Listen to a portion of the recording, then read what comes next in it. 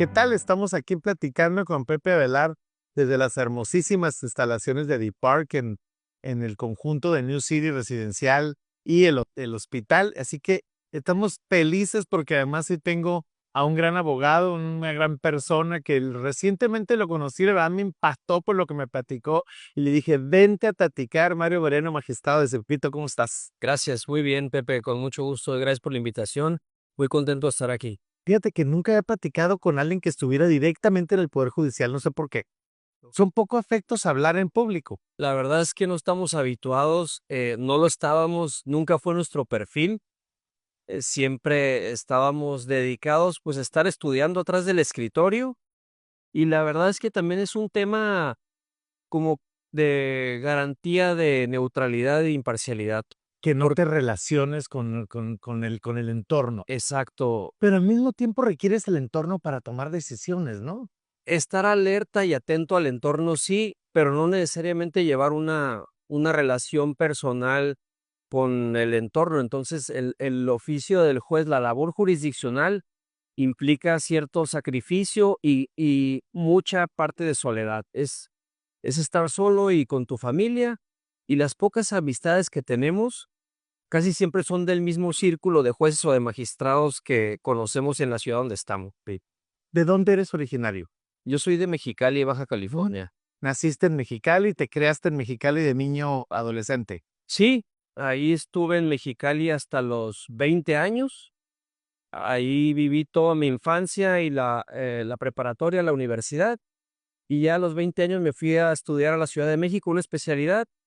Y allá seguí trabajando y continué con mi carrera judicial en la Suprema Corte. Pero a ver, especialidad, o sea, ¿tú estudiaste la abogacía en Mexicali entonces? Sí, en la UAB. Ah, en la UABC, muy bien, eres egresado de nuestra universidad. Así es. Ahora, siempre ha sido muy difícil entrar a la carrera de Derecho y a la carrera de Medicina en UABC. ¿Cómo lo hiciste? Me fue muy bien en el examen de admisión.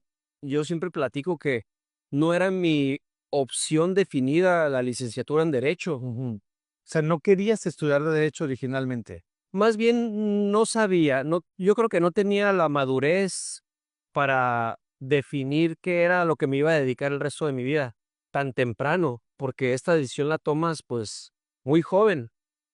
Yo creo que a esa edad es difícil o te compromete mucho elegir ya un camino por el que debes de transitar toda tu carrera, ¿no? Es que a los 18 años es muy difícil tomar una decisión. Yo muchas veces digo que hay gente que toma esa decisión de que va a estudiar y luego se arrepiente a la mitad de la carrera. Pues tenemos la deserción escolar que de repente tenemos, o empieza a ejercer una carrera que luego dice, ¿sabes qué? No me gustó, me voy a cambiar de giro, ¿no? Sí, ¿Cuántas personas necesitamos en el tema o hemos visto en el tema? Pero tú no solamente te gustó, sino que has hecho toda una carrera en la parte gubernamental, del poder que pues finalmente sostiene lo que es la parte del derecho, la parte del Estado de Derecho en México, ¿no? tuve suerte cuando elegí la licenciatura en Derecho porque estaba entre psicología, comunicación y licenciatura en Derecho. Entonces, eh, en su momento pensé que era donde mayor oportunidades habría para desempeñarme, para trabajar, y por eso opté por Derecho. Pero ya en el primer semestre de la carrera me apasionaron los temas, las materias y me sentí pues ya como pez en el agua. Como llevan el de famoso derecho romano que los hacen leer un montón. Derecho romano, introducción al estudio del derecho, muchas materias son como filtros. Ahora, los abogados tienen esta dualidad. Pueden ser muy extrovertidos, o sea, alguien que le gusta el tema de la relación con los clientes, el litigar y demás, pero también la gente que se vuelve muy estudiosa. Quiero suponer que tú estás en este segundo grupo, ¿verdad? Sí, la mayor parte de mi experiencia ha sido dentro de ese grupo. Me he dedicado a estar estudiando, a ver los asuntos, los casos. Ese es mi modus vivendi, pues desde hace más de, pues casi 29 años. Pero ahora cuando decido declinar a participar en la elección, Espérame, no te me adelantes si no, tanto. perdón, es Ajá. que nada más te lo menciono porque ahí empieza como que una transición hacia el otro perfil. Hacia el otro perfil. Ah, Sí, mira qué una interesante. transición hacia el otro perfil porque, te digo, es una condena autoimpuesta estar en la soledad del escritorio, Ajá.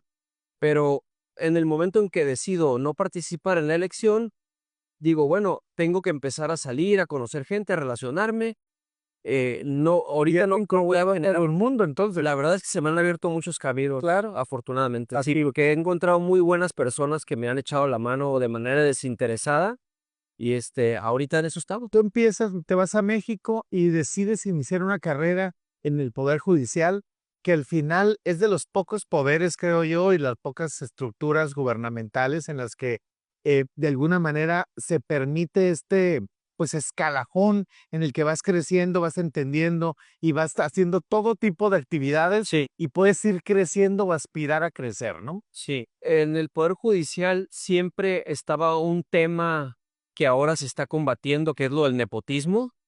Eh, ha- Siempre ha sido un poco difícil ir escalando. Tienes que demostrar tus méritos, pero de manera sobresaliente. Entonces, si no tienes a papá o mamá abogados, o tíos, o conocidos que te recomienden para entrar, es muy difícil. Muy difícil. Entonces, en mi familia no hay ningún abogado. Y entonces yo fui a pedir trabajo así, llegué de la calle, literalmente, A levantarlo la mano. levantando la mano a pedir una oportunidad en un juzgado en Mexicali, en un juzgado federal. Y yo estaba, mientras hacía mi carrera, trabajaba en el juzgado federal en Mexicali, y cuando egreso, Leí que eras mecanógrafo, ¿va? era mecanógrafo. Ajá, sí. Siempre fui mecanógrafo en Mexicali, en juzgado de distrito. Cuando termino la carrera y me titulo, me voy a estudiar una especialidad a la Ciudad de México y dije, yo quiero seguir en el Poder Judicial Federal. Te gustó. Me gustó mucho. Lo vi como parte de mi trabajo ideal, pues, ¿no? A lo que me quería dedicar toda mi vida. Entonces llego a la Ciudad de México y digo, pero aquí hay 20,000 juzgados, hay 20,000 tribunales. ¿A cuál voy primero a pedir la oportunidad? Yo aquí en Mexicali había renunciado porque dije, pues no voy a regresar, entonces tengo que Aprovechar el ver hacia adelante estancia. y buscar oportunidades ahora en la Ciudad de México. Igual, con la misma suerte que tuve en Mexicali, la misma suerte esperaba tener en la ciudad. Y no es lo mismo. Y no es lo mismo, pero la tuve, Pepe. La tuve porque cuando hice el cálculo y dije, a ver, pues ¿dónde empiezo a pedir trabajo? Dije, me voy a ir de arriba para abajo. Voy a ir a pedir trabajo a la Suprema Corte. Y dije, pero Directo. sí, Además, un edificio hermosísimo. para ir descartando, ¿no? De irle recartando oportunidades. Bueno, pero aquí hay 11 ministros. ¿A quién le pido trabajo primero de los 11? Y dije, pues la misma lógica. Primero le voy a pedir al presidente de la Corte, que era Genaro Góngora Pimentel. Qué racional tu forma de pensar, qué impresión. Entonces, llego a las puertas de la presidencia de la Corte y tardé como una hora en lograr que me recibiera la secretaria particular. Cuando logro que me deje entrar, Tenías que dar 23 años. tenía 23. Ajá, sí, sí, claro. Cuando logro que me deje entrar la secretaria particular, eh, me dice con mucha curiosidad, me dice, oye, ¿y tú ¿De dónde de vienes? dónde vienes? ¿Quién ¿De te parte de quién recomendaste? vienes? Ajá. Sí, Le ¿quién te dije, no, recomendó? Nadie. le dije, se llamaba Juanita, Juanita Valdivia. Le dije, Juanita, yo vengo de Mexicali y yo soy Mario Alejandro Moreno y quiero hablar con el presidente porque quiero trabajar aquí con él. Entonces me veía como que con mucha curiosidad Claro. y decía, a ver, pero repíteme. Y ya mucho rato estuvimos platicando ahí y ella me estuvo interrogando. Yo creo que le caí bien porque al final me dijo, ¿sabes qué? Te va a recibir el ministro presidente. Dame 20 minutos y ahorita te recibe.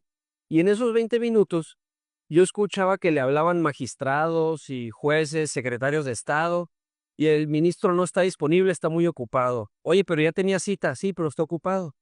Se cancela y te lo reprogramamos. Entonces yo veía que pasaba todo eso a mi alrededor y yo pensaba, ¿cómo me va a recibir? A mí, por supuesto. No, sí, claro. Bueno, pues me recibió. Te recibió en ese momento. Ese día, en ese momento me recibió. Qué experiencia, Mario, qué Sí, bárbaro. pero aparte el ministro Góngora, pues era autor de libros y era No, bueno, es una institución en el tema de la abogacía en México. y de abogados jóvenes como yo lo era en aquel entonces, pues yo era su fan, era mi ídolo porque era un jurista. Yo no estoy en el terreno jurídico, te diría, qué emoción conocerlo. Sí, exacto. Entro pues, muy emocionado, me entrevisto con él, le doy mi currículum y me dice, déjale tus papeles a mi secretaria y vamos a ver si más adelante sale una oportunidad. Ahorita no hay lugar. Pues no te quiero hacer el cuento largo, Pepe, pero saliendo me dijo la secretaria, ¿qué te comentó el presidente? Y le dije, que te dejara mis papeles. Dijo, bueno, ok, vente el viernes, ese día era miércoles, vente el viernes que él te vea con interés aquí en la corte y a ver qué pasa. me vas a ayudar a un evento que va a haber aquí. Ok, el viernes me presenté, estuve yo ayudando en la organización de una toma de protesta de magistrados, que ahí encontré a 2 maestros y me dio mucho orgullo que me vieran, ahí yo estaba ahí, Pues, todo. Los maestros de la UABC, no te estaban pagando ni nada, pero estabas. claro. Y ellos me veían como, ¿y tú cómo le hiciste para estar en el staff de organización de este evento? Entonces, ese día me manda a hablar el ministro y me dice, Mario, tenemos un lugar para ti, espero que tu trabajo nos sirva y que el trabajo te sirva. Después de haber estado con él paseando. Recuerdo que era 6 de enero. O sea, yo duré menos de una semana en México porque yo llegué el 1 de enero y en menos de una semana yo ya estaba trabajando en la corte, en la Con presidencia. la presidencia de la Ujú. Corte. Y ahí, desde ahí haces una carrera que te ha llevado a ser magistrado, te ha llevado por varios estados del país. ¿Y qué has encontrado en esta carrera? Porque son muchos años ya, sé que estás a punto de jubilarte, muy joven para jubilarse, pero bueno, te toca esta área de poder jubilarte. ¿Qué has encontrado en todos estos años en el Poder Judicial? Bueno, muchas cosas. Primero, pues toda la gratitud con la institución, porque yo soy un hombre institucional y este, la función me ha dado todo lo que tengo yo. O sea, me ha dado todas mis herramientas, toda mi preparación, mi aprendizaje, incluso la carrera de licenciatura en psicología que estudié. De alguna forma, Que recientemente terminaste, ¿ah? sí, acabo de egresar, estoy en proceso de titulación, pero tuvo mucho que ver también esta curiosidad intelectual que surge a partir de todos los problemas que vamos viendo en el trabajo, no nada más en los expedientes, Pepe, sino también en las relaciones humanas que forjamos con nuestros equipos de trabajo. Por fortuna me ha tocado estar en varios estados, o sea, estuve en Puebla, en Guerrero, en la Ciudad de México, en Sonora, en Chihuahua, aquí en mi estado, y a cualquier lugar a donde voy me gusta ser perceptivo y tener la sensibilidad de ver y escuchar a las personas que forman parte del equipo de trabajo y a los justiciables, desde luego. Los problemas que se tienen en un estado y en otros son similares, van cambiando por la ubicación, la gente se comporta en forma distinta, o estamos hablando que podríamos decir que tenemos una generalidad de situaciones legales siendo ciudadanos mexicanos, o sí cambia porque en los estados hay cosas distintas que se ven. Cambia muy poco, al final todos somos mexicanos y hay como que Una idiosincrasia. una idiosincrasia, una cultura estandarizada, pero que evidentemente por cada estado se regionaliza y las costumbres y los modos de ser de las personas cambian un poco de un lugar a otro. Es muy diferente una persona del sur del país que una del norte y no, obviamente no estoy diciendo que unas sean mejores que otras, ¿no? Claro, todos tienen diferentes y cada quien tiene sus riquezas y todo. Y la verdad es que siempre encontré calidez, un trato muy humano a donde fui, pero esto me lo permitió o fue gracias al trabajo que desempeñé como servidor público, pues tienes que ser muy sensible y tener mucha empatía a la situación de las personas. Y entonces eso nos hace ver a una persona del centro, del sur o del norte con unos ojos de saber en qué te puedo ayudar, en qué te puedo servir. Sí, pero además, y esto es muy importante, a donde fui, Pepe, me trataron como si estuviera en casa.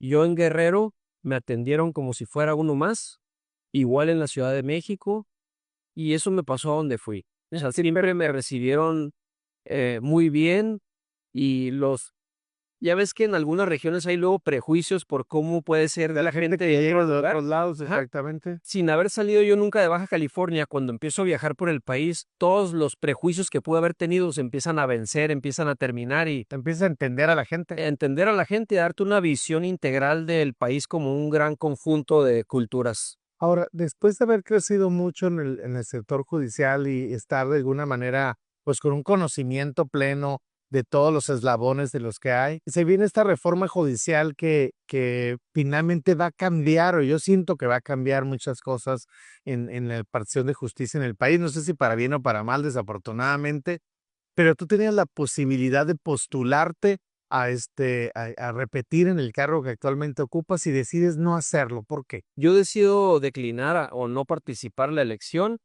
y esto te lo digo con todo respeto a mis compañeros que decidieron sí participar. Fue un dilema que enfrenté y que la decisión la tomamos en familia. Ya. En familia porque pensamos que ya era momento de descansar un poquito de la función, aunque ha sido una vocación y es un trabajo de por vida con un compromiso que uno pensaba desde un principio para siempre, pero luego van cambiando las circunstancias y parece que desde otros frentes podemos seguir ayudando, incluso poder ayudar más. Entonces, yo esta experiencia como servidor público me la llevo en el corazón, la valoro en toda su dimensión, pero yo soy un hombre de retos, Pepe. A mí me gusta tomar las riendas de mi destino en mis manos y yo definir a dónde quiero dirigir mis pasos y si me va bien o me va mal, ya va a ser Cuestión tuya. cuestión mía, Sí, claro. pero no quiero depender de cualquier otra circunstancia que no sea mi esfuerzo y mi voluntad. O sea, no te quisiste someter a este escrutinio que no sabemos qué va a pasar con él, es lo que me estás diciendo. Pues es una lectura válida que se podría hacer, Ujú. pero yo no le tengo miedo al escrutinio porque afortunadamente en estos días he estado conociendo a muchas personas, he estado en contacto con muchos foros de abogados y creo que son sinceras las personas cuando se acercan a mí y sin ninguna necesidad me dicen, oiga, es una pena que usted ya no continúe. Porque valoran tu trabajo. Admiramos su neutralidad, su profesionalismo, su independencia. Entonces son halagos y son expresiones que yo me llevo. Yo creo que hubiera hecho un buen papel en las urnas. A mí personalmente no me gusta el tema de la elección. No sé si voy a votar inclusive al día de la elección porque me parece que el perfil de un juzgador no tiene nada que ver con el perfil de estar en la calle pidiendo el voto, nada. Entonces yo no sé quién va a venir a salir o ni sé la forma en que lo van a hacer, pero ese es un tema que luego lo platicaremos, que quiero concentrarme en algo que escuché de ti que me gustó muchísimo. Sales del Poder Judicial, pero sales de una manera pensando en un proyecto de entrar en, pues yo diría que en la modernidad en el caso de México, para que seguir como juzgador, pero desde otra perspectiva, desde el ámbito privado. Y me gustaría que me lo explicaras porque creo lo que te escuché decir hace un par de días, la verdad me gustó mucho y creo que muy poca gente lo sabemos. ¿Qué es lo que sigue para ti y cómo lo estás seleccionando y cómo te estás preparando para ello? Cuando estuve pensando sobre mi futuro y los proyectos que podían venir, obviamente el paso natural es ser asesor o litigar en asuntos. Ajá. La verdad es que yo estoy tan involucrado y comprometido con la impartición de justicia que quise explorar qué más sabía. Y evidentemente el arbitraje y los mecanismos alternativos no es un tema nuevo, pero sí es un tema hasta ahora inexplorado o que no se ha explotado como se podría hacer aquí en Cabalidad. México, a cabalidad. Entonces yo dije, bueno, pues no sería mala idea explorar la posibilidad de ser árbitro. Y por ahí empecé a ver, Carlos. a buscarle, a estudiar lo de los mecanismos alternativos, sus implicaciones y su impacto en la vida diaria. Las posibilidades sobre todo, o el potencial. En una plática que tuve en el CETIS aquí en Mexicali, que me invitaron un grupo de estudiantes, me puse a estudiar todavía un poco más sobre el tema y me di cuenta que, por ejemplo, el perfil del mediador, que la mediación es otra figura de los mecanismos, además del arbitraje. Tiene caminos alternativos. Sí, Sí. la mediación normalmente, o el perfil idóneo para un mediador es ser un psicólogo. Entonces dije, bueno, yo de entrada, Por pues, eso fue que estudiaste la psicología. no, yo ya la había estudiado Ya por pura estabas curiosidad intelectual, Ah, ya. pero me vino como anillo al dedo ahora que estaba reflexionando sobre los mecanismos. Entonces dije, bueno, ya traigo el perfil para ser árbitro. Traigo el No, desde prestigio de neutralidad, leyes, procedimientos, y aparte eres psicólogo ahora. y ahora soy psicólogo, que es el perfil adecuado para ser mediador. ¿Qué queda en el medio? La conciliación o la negociación. Y para eso, un conciliador, un negociador se nutre de las dos posturas, tanto del árbitro como del mediador. Entonces, de ahí dije, este es mi paso natural y debo comprometerme con el estudio de esto. Hay una reciente ley en el año pasado, el 2024, precisamente sobre estos mecanismos alternativos de mediación para manejar justicia. Platícame de qué se trata la ley y cuál va a ser el papel de los mediadores, cómo se va a forzar o cómo se va a obligar a las partes a cumplir un acuerdo. La ley, en el 2007 empieza la reforma constitucional para dar el acceso a la justicia a través de los mecanismos. Esto es, pues, en la Constitución, ¿no? A nivel federal. Entonces empiezan a hacer esfuerzos en cada estado Y hay algunos estados que avanzaron mucho más en este aspecto que otros. Otros se quedaron rezagados y no pudieron seguir adelante con este esfuerzo. Pero, por ejemplo, Jalisco o Ciudad de México tienen legislación avanzada en mecanismos y la práctica los ha llevado a hacerlo una realidad y es algo con lo que conviven las personas en el día a día. O sea, Escuchaba que en Jalisco hay 400 centros de no hay menos, creo que hay más de 100, más menos de 200, pero ok. a lo que voy es que estos centros privados de mediación funcionan como una especie de notarías, son oficinas privadas ¿Certificadas? certificadas y donde cada quien hace sus convenios, pone a las partes a negociar se pone a mediar, entonces de ahí resultan convenios que las partes cumplen voluntariamente. Mencionabas al principio de la pregunta que si cómo se iba a orillar a las personas a cumplir con esos convenios. Bueno, es bien importante remarcar que desde su origen los mecanismos o por su propia naturaleza implica la voluntad de las partes Ya de convenir. De entrada dicen, nosotros renunciamos a un juicio y desde ahora nos anticipamos a decir que si surge algún problema, lo vamos a resolver entre nosotros con un mediador o con un conciliador. Ya, o sea, O tú una al principio ya te sometiste al tema, no estás obligado como tal, pero sí, ya decidiste hacerlo. Sí. De alguna manera ya te superpones a la idea de que esta va a ser el resultado, ¿no? Sí, uno de los valores principales de los mecanismos que son voluntarios. Esto es muy importante porque los mecanismos surgen a propósito de algo que se llama la cultura de la paz. La cultura de la paz significa, o de lo que se trata más bien, es que se puedan resolver todos los asuntos o todos los problemas, las diferencias, mediante acuerdos pacíficos, voluntarios, donde impere la buena voluntad y que una vez que se llega a algún arreglo, Vamos a cumplirlo. a cumplirlo y a lo que sigue. Y queda atrás el problema. Claro. Se arregla para las dos partes, se arregla la situación y ya no se vuelve sobre lo mismo. Ya ese tema ya queda despejado de tu Pues mente. es una forma de despresurizar al Poder Judicial ya en las instancias del litigio, del problema, de la demanda, de la resolución, porque al final no tenemos un mecanismo intermedio, nos vamos directo a esa última parte o deja las cosas por la paz, ¿no? La cultura en México es todo judicializarlo. Hay un problema con un vecino y pues lo voy a demandar y voy a presentar una demanda en el juzgado y son problemas interminables. Que muchas veces, E infinito, es una cantidad infinita. aunque condenen a tu contrario, tú como vencedor no te sientes que hayas ganado porque se generó ahí un problema que no se va a borrar ni con la sentencia, ¿no? La rencilla entre tu vecino y tú va a continuar. Esto no sucede con los mecanismos. Con los mecanismos se supone que el problema se zanja y se resuelve y se sigue adelante. Cediendo ambas partes cosas. Sí, o ganando los dos. O sea, ¿será el futuro ese de la impartición de justicia en México? Yo creo que sí. Fíjate que cuando yo platico en privado sobre este tema, yo hago un símil con el tema de la educación y de la salud en México. La salud, por ejemplo, las instituciones que se dedican a la salud pública, el IMSS, el ISSSTE, tienen sus problemas, sus carencias, sus deficiencias por cuestiones de presupuesto, ¿no? Y eso pasa en todos los países. Aquí, curiosamente, se ha notado más en estos años, en estos de 15 años para acá, por ejemplo, ¿no? Diría que unos 10, pero bueno. Bueno, sí. Y entonces, ¿qué pasa? Esto da pie a que la gente empieza a acudir Buscar a farmacias privadas pequeñas que tienen a su consultorio a un lado. Yo no sé qué haríamos sin el doctor Simi, en la Roma, Exacto. sin las del ahorro, o sea, De esa forma consultar. arreglan un problema apremiante, que es una cuestión de salud. Claro. Entonces, en vez de esperar una cita 3 meses y a ver si hay medicamento, tú vas directamente y pagas 50, 100 pesos o lo que sea. Voluntario, además. O luego compras un medicamento. consulta, medicamento y se te solucionó el problema en el momento.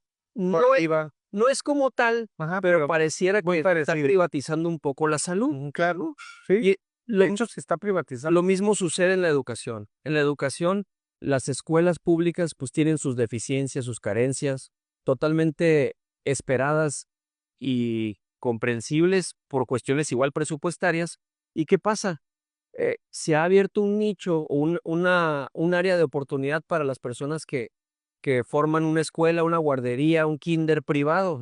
Claro. Una persona que no tiene mucho ingreso, pero que puede pagar un poquito por la educación de su hijo, Lo va a hacer. eso es lo más importante y en eso invierte su dinero. Así es.